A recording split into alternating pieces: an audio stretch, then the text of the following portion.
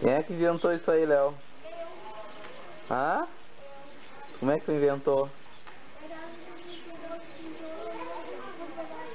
Ah, fala mais alto, não tô entendendo nada.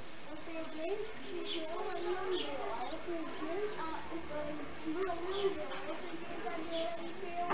Ah, tá. Ô, Érica, tá bom? Tá bom esse brinquedo? O que é isso aí? Uma gangorra?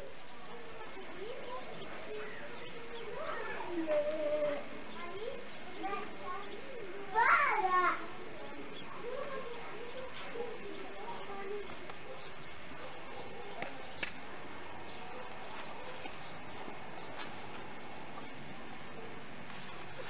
Ô, Léo, conta pra mim aí como é que fez aquilo ali.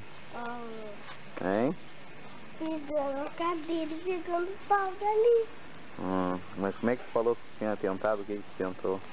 Peguei o tijolo e eu tentei. Aí eu peguei o banquinho e tentei. O tijolo tentou e não deu. Aí o banquinho tentou e não deu. Aí tu usou a cadeira.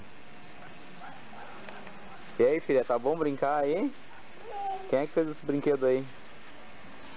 Quem é que fez? Quem é que fez? Então fala, ora. E essas trancinhas aí, quem é que fez? Hein? Hein?